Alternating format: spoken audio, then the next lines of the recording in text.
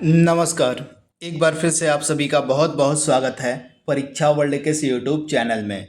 दोस्तों, railway NTPC 2025 की परीक्षा के लिए विज्ञान के 50 महत्वपूर्ण प्रश्नों की जो हम सीरीज चला रहे हैं उसका भाग 6 यहाँ पे हम कवर करने वाले हैं। तो आइए वीडियो को स्टार्ट करते हैं और देख लेते हैं कि जनरल साइंस का जो पार्ट 6 है इसमें हमने कौन कौन से बेहतरीन 50 प्रश्नों को शामिल किया हुआ है। पहला प्रश्न आपके स्क्रीन पर दिया गया है और निम्नलिखित में से किसे आरबीसी यानी कि रेड ब्लड सेल्स का कब्रगाह कहा जाता है। इंपॉर्टेंट प्रश्न है। तो राइट आंसर क्या हो जाएगा? प्लीहा को जो है आरबीसी का कब्रगाह कहा जाता है। तो ऑप्शन आपका यहाँ पे ए बिल्कुल सही हो जाएगा। किसको जो है दुग्ध निष्कासन हार्मोन भी कहा जाता है? इसमें से किसे दुग्ध निष्कासन हार्मोन कहा जाता है आपसे पूछा गया है। तो राइट आंसर आपका क्या हो जाएगा? ऑक्सीटोसिन हार्मोन को। ऑप्शन आपका सी यहाँ पे बिल्कुल सही हो जाएगा। ऑक्सीटोसिन जो हार्मोन होता है इसको दुग्ध निष्कासन हार्मोन भी कहा जाता है। तो ये फैक्ट आप याद रखिएगा। ऑप्शन आपका सी वाला बिल्कुल सही हो जाएगा। अगला प्रश्न आपके स्क्रीन पर है। मछली का जो तेल होता है किस बीमारी के लिए फायदेमंद होता है? तो हृदय रोग के लिए। राइट आंसर आपका ऑप्शन आपका ए सही हो जाएगा। जो मछली का तेल होता है यह हृदय रोग के लिए काफ़ी ज़्यादा फायदेमंद होता है। तो ऑप्शन ए आपका बिल्कुल सही हो जाएगा। घोड़े और गधे से पैदा होने वाले जानवर का संकर यानी कि हाइब्रिड क्या होता है? तो घोड़े और गधे से पैदा होने वाला जो जानवर का संकर या हाइब्रिड होता है वह खच्चर होता है। तो ऑप्शन आपका यहाँ पे बी बिल्कुल सही हो जाएगा, खच्चर। Option B. अगला प्रश्न है और निम्नलिखित में से कौन सा हमारे शरीर का सबसे सख्त हिस्सा होता है? मनुष्य के शरीर का सबसे सख्त पार्ट कौन सा होता है? तो राइट आंसर क्या हो जाएगा? दांत का इनेमल जो होता है यह हमारे शरीर का सबसे मजबूत हिस्सा होता है। तो ऑप्शन सी आपका बिल्कुल सही हो जाएगा, दांत का इनेमल। मानव मस्तिष्क का औसत वजन कितना होता है? तो एक चीज आप याद रखिएगा, जो मनुष्य का मस्तिष्क होता है इसका औसत वजन होता है 1300 से लेके 1400 ग्राम। यानी इसको आप इस प्रकार से भी लिख सकते हैं कि 1.3 से लेके 1.4 किलोग्राम के मध्य होता है एक सामान्य मनुष्य का जो मस्तिष्क होता है उसका वजन। तो दिए गए ऑप्शन में से आपका सही क्या हो जाएगा? दिए गए ऑप्शन में से आपका सही हो जाएगा ऑप्शन ए वाला, यानी कि इन दोनों के बीच में ही आपका आंसर होना चाहिए। और 1300 से लेके 1400 ग्राम के मध्य आपका आंसर होना चाहिए। तो राइट आंसर आपका हो जाएगा 1.36 किलोग्राम। तो ये फैक्ट आप याद रखिएगा, ऑप्शन ए आपका बिल्कुल सही हो जाएगा। अगला प्रश्न है। तो यहाँ पे आप देख पा रहे हैं कि एक औसत वयस्क मानव मस्तिष्क का जो वजन होता है 1300 से लेके 1400 ग्राम तक होता है। अगला प्रश्न है। सूर्य का जो प्रकाश होता है यह 7 रंगों में किस से विभाजित होता है? तो जो प्रिज्म होता है, प्रिज्म का कार्य क्या होता है? सूर्य के प्रकाश को 7 रंगों में विभाजित करना। तो ऑप्शन सी आपका बिल्कुल सही हो जाएगा। प्रिज्म जो होता है यह सनलाइट को यानी कि सूर्य के प्रकाश को 7 रंगों में विभाजित करता है। चारकोल का उपयोग जल उपचार यानी कि वाटर ट्रीटमेंट में किस रूप से किया जाता है? तो जो चारकोल होता है इसका उपयोग आपने देखा होगा कि वाटर ट्रीटमेंट में, जल उपचार में होता है। किस रूप में? तो अधिशोषक के रूप में। ऑप्शन आपका ए यहाँ पे बिल्कुल सही हो जाएगा। किस रूप में होता है? तो अधिशोषक के रूप में। यहाँ पे आप डिटेल देख सकते हैं कि जल के उपचार में चारकोल का जो प्रयोग है यह अधिशोषक के रूप में किया जाता है, क्योंकि चारकोल जो होता है जल में उपस्थित प्रदूषकों को अवशोषित कर लेता है। तो ये फैक्ट आपको याद रखना है। अगला प्रश्न है। हड्डी का उपयोग जो है उर्वरक के रूप में किया जाता है। तो आपको बताना है कि हड्डी में पौधों के लिए कौन सा पोषक तत्व पाया जाता है? तो फास्फोरस। तो ये फैक्ट आप याद रखिएगा, ऑप्शन सी आपका बिल्कुल सही हो जाएगा। निम्नलिखित में से कौन सा एक गैर जहरीला सांप है? इसमें से कौन सा एक गैर जहरीला सांप है? तो पाइथन जो सांप होता है यह एक गैर जहरीला सांप माना जाता है। तो ऑप्शन ए आपका सही हो जाएगा, पाइथन। अगला प्रश्न है। उभयचर यानी कि एम्फीबियन जो जीव होते हैं ये कैसे जीव होते हैं, इनकी खासियत क्या होती है? तो उभयचर जीव ऐसे जीव होते हैं जो भूमि और पानी दोनों में रह सकते हैं। तो ऑप्शन सी आपका दिए गए प्रश्न का बिल्कुल सही हो जाएगा। ऐसे जीव जो भूमि और पानी दोनों में रह सकते हैं उन जीवों को जो है उभयचर जीव कहा जाता है। तो ऑप्शन सी आपका बिल्कुल सही हो जाएगा। बोस आइंस्टीन कंडेंसेट क्या है? तो बोस आइंस्टीन कंडेंसेट जो है इसकी जो अवधारणा है यह किसके द्वारा दी गई थी? तो आप लोग याद रखिएगा, भारतीय वैज्ञानिक बोस और जो आइंस्टीन थे इन दोनों ने मिलकर जो है पदार्थ की जो पांचवी अवस्था है उसकी अवधारणा को प्रस्तुत किया था। तो जो इन्हीं दोनों वैज्ञानिकों के नाम पर ही पदार्थ की जो पांचवी अवस्था है उसका नाम पड़ा है बोस आइंस्टीन कंडेंसेट। तो बोस आइंस्टीन कंडेंसेट जो है यह पदार्थ की पांचवी अवस्था है। तो ये फैक्ट आप याद रखिएगा, ऑप्शन डी आपका बिल्कुल सही हो जाएगा।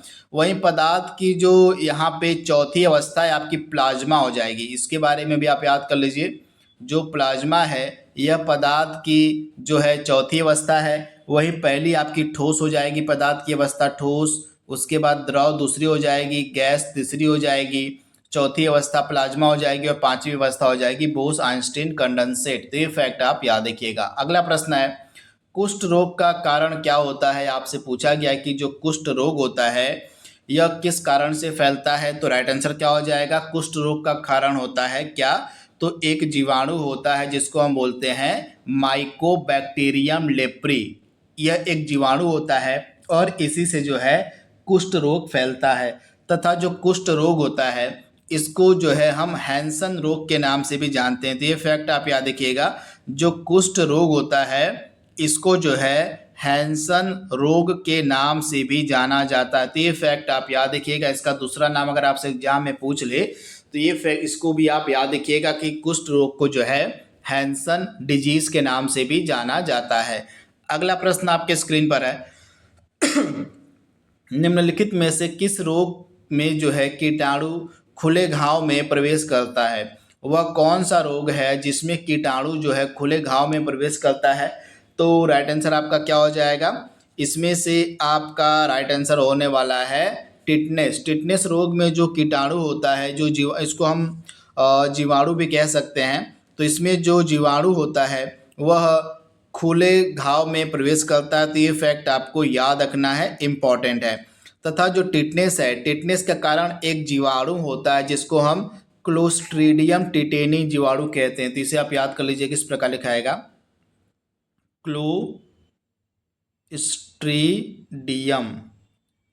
क्लोस्ट्रीडियम टेटिनी, इसको लिखेंगे हम टेनी। तो यह एक जीवाणु होता है क्लोस्ट्रीडियम टिटेनी और इसी जीवाणु से जो है फैलता है टिटनेस रोग। तो ये फैक्ट आपको याद रखना है, इम्पॉर्टेंट है। इसके बाद अगला प्रश्न आपके स्क्रीन पर है, और किसके नाप हेतु पोटोमीटर का उपयोग किया जाता है? तो इसकी सहायता से पौधों में जो वाष्पोत्सर्जन की दर होती है उसको मापा जाता है। तो राइट आंसर क्या हो जाएगा? पोटोमीटर की सहायता से वाष्पोत्सर्जन की दर को मापा जाता है। ऑप्शन बी आपका यहाँ पे सही है। अग्नाशय रस किस प्रकार का रस होता है? तो जो अग्नाशयी रस होता है यह क्षारीय होता है। कैसा होता है? तो यह क्षारीय होता है अग्नाशयी रस। अगला प्रश्न है, कैसिन क्या होता है? कैसिन क्या होता है आपको बताना है। तो कैसिन जो है एक प्रकार का होता है दुग्ध प्रोटीन। तो ये फैक्ट आप याद रखिएगा, यह एक दुग्ध प्रोटीन होता है। ऑप्शन ए आपका सही है। लौह यानी कि आयरन की कमी से कौन सा रोग होता है? आयरन की कमी से कौन सा रोग होता है? तो राइट आंसर क्या हो जाएगा? आयरन की कमी से एनीमिया रोग देखने को मिलता है। तो ऑप्शन सी आपका बिल्कुल सही हो जाएगा, एनीमिया रोग। अगला प्रश्न आपके स्क्रीन पर है, निम्न में से कौन सा एंजाइम प्रोटीन को अमीनो एसिड में विघटित करता है? इसमें से वह कौन सा एंजाइम है जिसका कार्य प्रोटीन को अमीनो एसिड में विघटित करना है? तो राइट आंसर क्या हो जाएगा? पेप्सिन। पेप्सिन एक एंजाइम होता है जिसका कार्य क्या होता है? इसका कार्य होता है, पेप्सिन का कार्य होता है प्रोटीन को अमीनो एसिड में विघटित करना। तो ऑप्शन ए आपका बिल्कुल सही हो जाएगा। निम्नलिखित में से इसमें से स्त्रीलिंग हार्मोन की आपको पहचान करनी है कि इसमें से स्त्रीलिंग हार्मोन कौन सा है। तो राइट आंसर क्या हो जाएगा, एस्ट्रोजन आपका स्त्रीलिंग हार्मोन हो जाएगा, तो ऑप्शन बी आपका सही हो जाएगा। वहीं जो टेस्टोस्टेरोन है यह आपका पुरुष हार्मोन है। तो ये फैक्ट आप याद रखिएगा। अगला प्रश्न है इसमें से कौन सा युग्म सुमेलित नहीं है। इसमें से एक तरफ धातुएं दी गई हैं और उनका अयस्क दिया गया है, तो इसमें से कौन सा गलत है उसकी आपको पहचान करनी है। तो जिंक का अयस्क हो जाएगा कैलामाइन, बिल्कुल सही है। लोहा का हेमेटाइट बिल्कुल सही है। एल्युमिनियम का बॉक्साइट अयस्क होता है, बिल्कुल सही है। लेकिन कॉपर का सिनेबार अयस्क नहीं होता, बल्कि सिनेबार जो है यह पारा का अयस्क होता है। तो ये फैक्ट आप याद रखिएगा। वहीं कॉपर का एक अयस्क होता है क्यूप्राइट, तो इसके बारे में आप याद रखिएगा। और समुद्री घास जो होती है निम्नलिखित तत्व में से किसका सबसे महत्वपूर्ण स्रोत मानी जाती है।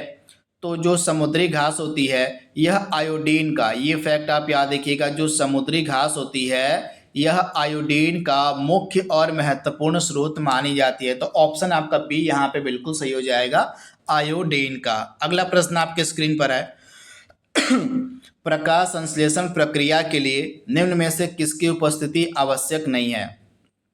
प्रकाश संश्लेषण की जो प्रक्रिया होती है उसके लिए निम्न में से क्या आवश्यक नहीं होता है। तो ऑक्सीजन की आवश्यकता जरूरी नहीं है, बाकी तीनों की आवश्यकता एकदम मस्ट होती है प्रकाश संश्लेषण के लिए। सूर्य का प्रकाश, जल और कार्बन डाइऑक्साइड, ये तीनों अनिवार्य हैं प्रकाश संश्लेषण की प्रक्रिया के लिए। तो ये फैक्ट आप याद रखिएगा। यहाँ पे डिटेल आप देख सकते हैं। प्रोसीजर जो प्रकाश संश्लेषण है उसकी रासायनिक समीकरण आपके सामने मौजूद है। तो प्रकाश संश्लेषण के लिए जो है सूर्य का कार्बन डाइऑक्साइड जल तथा इस सूर्य का प्रकाश और क्लोरोफिल, ये मिलकर जो है प्रकाश संश्लेषण की अब प्रक्रिया को चालू करते हैं। ये फैक्ट आप याद रखिएगा। तो प्रकाश संश्लेषण की प्रक्रिया के लिए सूर्य का प्रकाश, जल और कार्बन डाइऑक्साइड के साथ साथ क्लोरोफिल की आवश्यकता पड़ती है। तो ये फैक्ट आप याद रखिएगा। तथा प्रकाश संश्लेषण की अपक्रिया का उत्पाद क्या होता है। तो C6H12O6, यह किसका फार्मूला है, शुगर होता है, इसे आप याद रखिएगा। सॉरी, ये ग्लूकोज का होता है, ग्लूकोज होता है ये। तो इसे यहाँ पे लिख लीजिए। अगर आपसे पूछ ले कि C6H12O6 किसका फार्मूला है, तो यह जो है फार्मूला होता है ग्लूकोज का। तो ये फैक्ट आप याद रखिएगा, इम्पॉर्टेंट है। यह जो है ग्लूकोज का फार्मूला होता है C6H12O6। तो ये फैक्ट आपको याद रखना है, यहाँ से प्रश्न आपके एग्जाम में पूछा जा सकता है। वहीं प्रकाश संश्लेषण की प्रक्रिया में जो ऑक्सीजन होती है यह एक उपोत्पाद के रूप में जो है वायुमंडल में मुक्त होती है, निकलती है। तो ये फैक्ट आप याद रखिएगा। जो ऑक्सीजन है प्रकाश संश्लेषण की प्रक्रिया में एक उप उत्पाद के रूप में वायुमंडल में मुक्त होती है। तो सारे फैक्ट आपको याद रखने हैं। अगला प्रश्न है छीली हुई जो सब्जियां होती हैं इनके धोने से कौन सा विटामिन चला जाता है। तो आपको याद रखना है, ऐसे प्रश्न के लिए आपका राइट आंसर क्या होगा। इस प्रकार का अगर प्रश्न पूछ ले तो आपको याद रखना है कि ऐसे ही विटामिन इनमें से गायब होंगे जो जल में घुलनशील होंगे। तो जल में घुलनशील दो ही विटामिन होते हैं, विटामिन बी और विटामिन सी। ये दो विटामिन आपके जल में घुलनशील होते हैं। तो दिए गए प्रश्न में से ऑप्शन सी आपका बिल्कुल सही हो जाएगा। छीली हुई सब्जियों को धोने से विटामिन सी जो होता है यह चला जाता है। तो ये फैक्ट आपको याद रखना है। अगला प्रश्न है लहसुन की गंध का कारण क्या होता है। जो लहसुन होता है उसमें जो गंध होता है किस कारण से देखने को आपको मिल जाएगा। तो लहसुन में गंध का कारण होता है सल्फर यौगिक की उपस्थिति। तो ये फैक्ट आप याद रखिएगा। सल्फर यौगिक की उपस्थिति के कारण ही जो लहसुन होता है उसमें हमको गंध का अनुभव होता है, यानी कि ऑप्शन आपका यहाँ पे ए बिल्कुल सही हो जाएगा। आर्सेनिक 74 का मेडिकल के क्षेत्र में किस प्रकार उपयोग किया जाता है आपसे पूछा गया है। तो ट्यूमर की पहचान के लिए आप लोग याद रखिएगा, ट्यूमर की पहचान के लिए जो है आर्सेनिक 74 यह एक रासायनिक तत्व होता है। आर्सेनिक 74 इसका जो उपयोग है ट्यूमर की पहचान के लिए किया जाता है। तो ऑप्शन आपका बी यहाँ पे बिल्कुल सही हो जाएगा। अगला प्रश्न आपके स्क्रीन पर है मैटॉक्स परीक्षण जो होता है किस रोग की पहचान के लिए किया जाता है। तो टीबी यानी कि क्षय रोग, इसको बोलते हैं हम, टीबी को जो है क्षय रोग भी कहा जाता है। तो इसी रोग की पहचान के लिए जो है मैटॉक्स परीक्षण किया जाता है। मस्तिष्क की क्रियाशीलता का अध्ययन किसके अंतर्गत किया जाता है? मस्तिष्क की क्रियाशीलता का जो अध्ययन है यह फ्रेनोलॉजी के अंतर्गत होता है। तो ऑप्शन बी आपका बिल्कुल सही हो जाएगा। फ्रेनोलॉजी के अंतर्गत जो है मस्तिष्क की क्रियाशीलता का अध्ययन किया जाता है। वहीं एंथोलॉजी के अंतर्गत हम किसका अध्ययन करते हैं? तो एंथोलॉजी के अंतर्गत जो है फूलों का अध्ययन किया जाता है। जननांकिकी के अंतर्गत किसका अध्ययन होता है? तो मानव जनसंख्या का अध्ययन होता है। इकोलॉजी के अंतर्गत जो है पर्यावरण का अध्ययन होता है। तो सारे फैक्ट आप याद रखिएगा। अगला प्रश्न है, टाइफाइड रोग का कारण आपसे पूछा गया कि जो टाइफाइड रोग होता है इसका कारण क्या होता है? तो टाइफाइड रोग एक जीवाणु से फैलता है जिसका कारण होता है साल्मोनेला टाइफी जीवाणु। तो ऑप्शन आपका यहाँ पे जो सी वाला है बिल्कुल सही हो जाएगा। साल्मोनेला टाइफी जीवाणु, इसी के कारण जो है टाइफाइड नामक रोग होता है। तो ऑप्शन आपका सी यहाँ पे बिल्कुल सही हो जाएगा। इसके बारे में आपको याद रखना है, यहाँ से प्रश्न आपके एग्जाम में जरूर पूछा जाएगा। तो ये चीज़ आपको याद रखनी है कि किस जीवाणु से जो रोग होता है आपका टाइफाइड फैलता है, तो साल्मोनेला टाइफी जीवाणु से। वहीं जो ऑप्शन आप डी देख पा रहे हैं यर्सीनिया पेस्टिस जीवाणु, इससे कौन सा रोग फैलता है? तो इस जीवाणु के कारण जो है प्लेग नामक जो बीमारी होती है वह फैलती है। तो ये फैक्ट भी आप याद रखिएगा। वहीं विब्रियो कॉलेरी जीवाणु से कौन सा रोग फैलता है? तो जो विब्रियो कॉलेरी जीवाणु है इससे रोग फैलता है आपका कालरा। तो ये फैक्ट भी आप याद रखिएगा। जो कालरा रोग होता है इसके फैलने का कारण क्या होता है? एक हैजा होता है। हैजा कोई कालरा हम बोलते हैं, तो हैजा बोल लीजिए या कालरा बोल लीजिए, दोनों एक ही रोग के नाम है। तो यह जो रोग होता है विब्रियो कॉलेरी जीवाणु के कारण फैलता है। तो सारे फैक्ट आपको याद रखने हैं। अगला प्रश्न आपके स्क्रीन पर है, सफेद रक्त कणिकाओं की संख्या में जो अत्यधिक वृद्धि देखने को मिलती है इससे कौन सा रोग उत्पन्न होता है? तो ल्यूकेमिया रोग जो होता है यह WBC की संख्या में अत्यधिक वृद्धि के कारण देखने को मिलता है। तो राइट आंसर क्या हो जाएगा? ल्यूकेमिया एक प्रकार का क्या होता है? तो एक प्रकार का यह रक्त कैंसर होता है। तो ये फैक्ट आप याद रखिएगा, ल्यूकेमिया जो है एक प्रकार का रक्त कैंसर माना जाता है। अगला प्रश्न है, निम्नलिखित में से कौन सा रेडियो एक्टिव तत्व है? इसमें से आपसे पूछा गया है कि रेडियो एक्टिव तत्व कौन सा है, उसकी आपको पहचान करनी है। इंपॉर्टेंट प्रश्न है, एग्जाम ओरिएंटेड प्रश्न है। तो राइट आंसर क्या हो जाएगा? यूरेनियम, प्लूटोनियम और थोरियम, तीनों ही जो है आपके रेडियो एक्टिव तत्व हैं। तो ऑप्शन आपका डी यहाँ पे बिल्कुल सही हो जाएगा। चांदी के किस यौगिक का जो उपयोग है कृत्रिम वर्षा यानी कि आर्टिफिशियल रेन कराने में किया जाता है?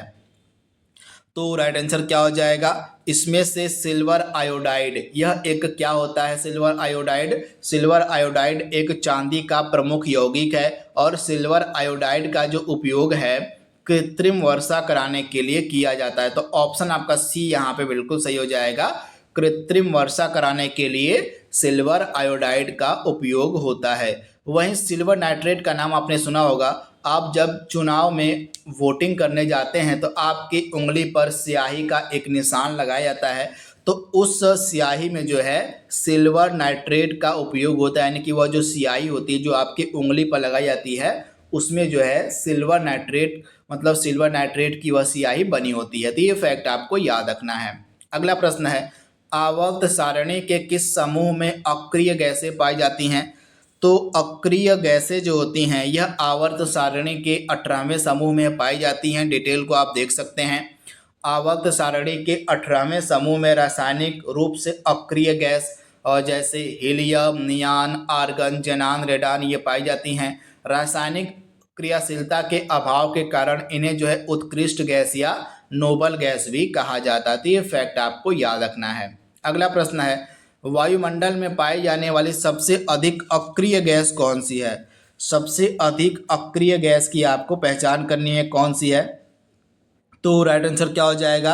आपकी जो आर्गन गैस है, आर्गन का प्रतीक चिन्ह होता है AR। तो आर्गन गैस का जो उपयोग है, मतलब आर्गन गैस जो होती है यह वायुमंडल में पाए जाने वाले सबसे अधिक अक्रिय गैस मानी जाती है। तो ये फैक्ट आपको याद रखना है। अगला प्रश्न आपके सामने है, और निम्नलिखित में से हैलोजन तत्व की पहचान आपको करने की, इसमें से हैलोजन तत्व कौन सा है?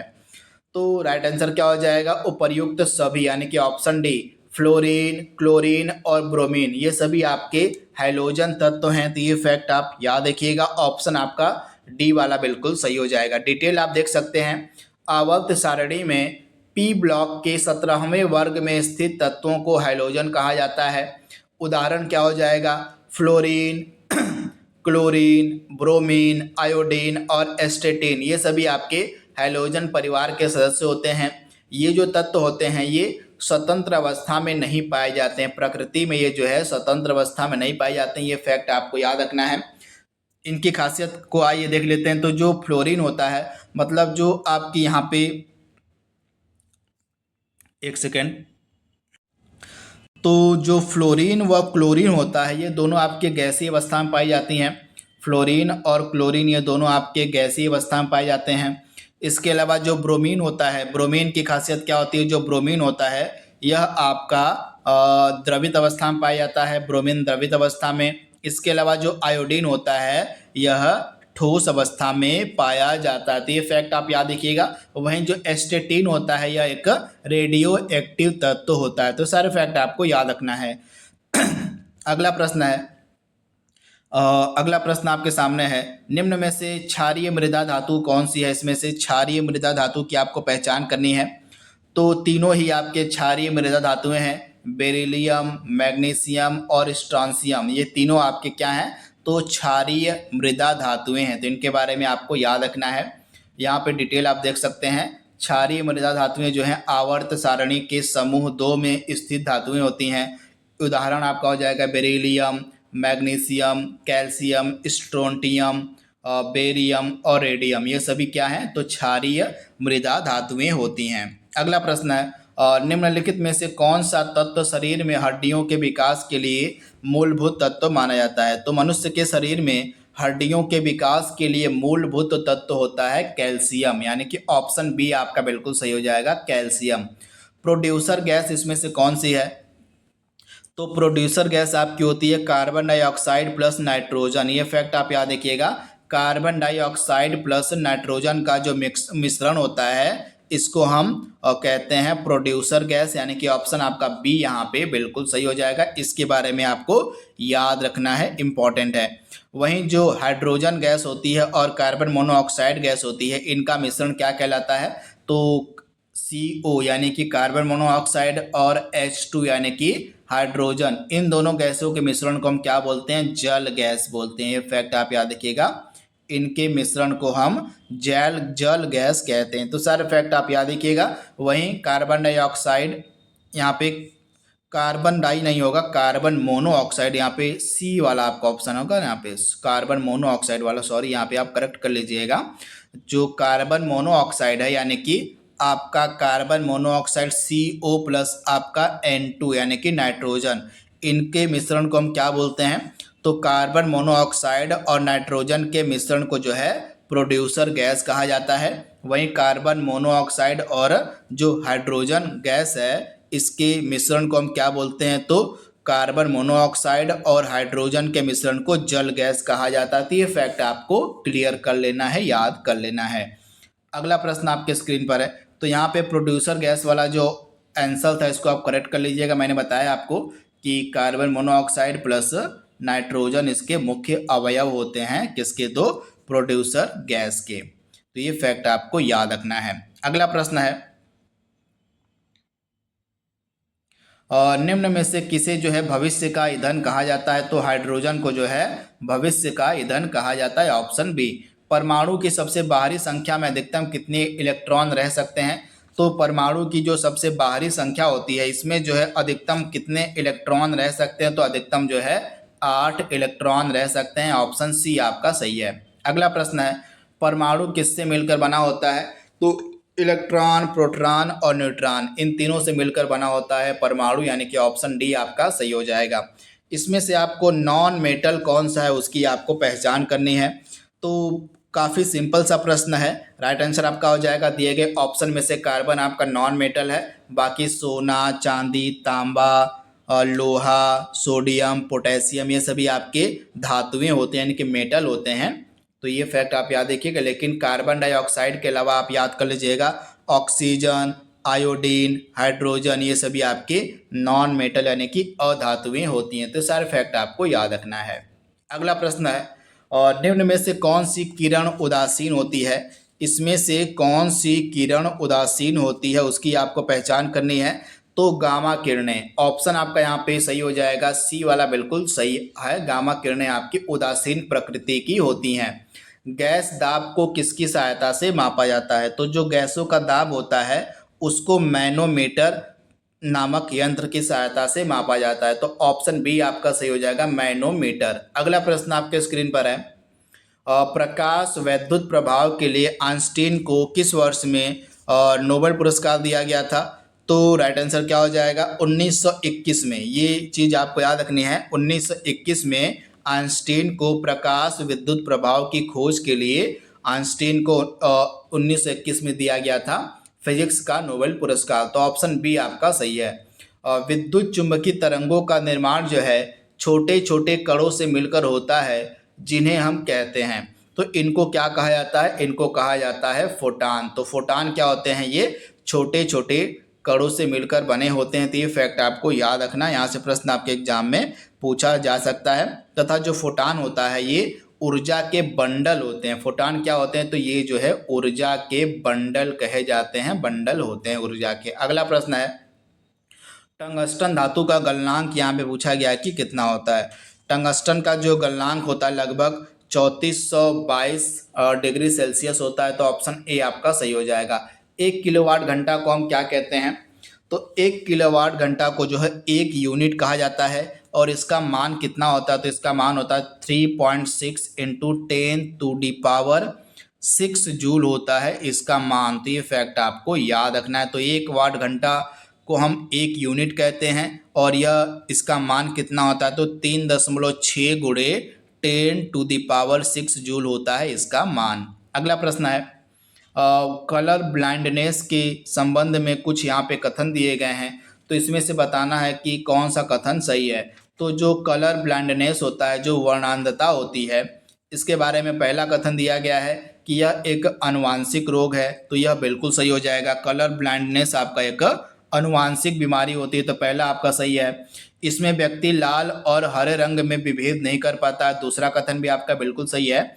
कलर ब्लाइंडनेस में जो व्यक्ति होता है लाल और हरे रंग में अंतर नहीं कर पाता है। इसे किसी भी लेंस के प्रयोग से ठीक नहीं किया जा सकता है। तो यह भी कथन आपका बिल्कुल सही है। तो उपर्युक्त सही सभी कथन आपके सही दिए गए हैं वर्णांधता यानी कि कलर ब्लाइंडनेस के संबंध में। तो ऑप्शन डी आपका बिल्कुल सही हो जाएगा। तो इसको आप याद रखिएगा। तो इस प्रकार से एनटीपीसी 2025 की परीक्षा के लिए जनरल साइंस के 50 प्रश्नों का जो भाग 6 है उसको हमने कंप्लीट कर लिया है। यह सीरीज आपके एनटीपीसी परीक्षा के लिए बहुत ही ज़्यादा महत्वपूर्ण है। तो आज के लिए बस इतना ही। Thank you, thanks for watching, thank you.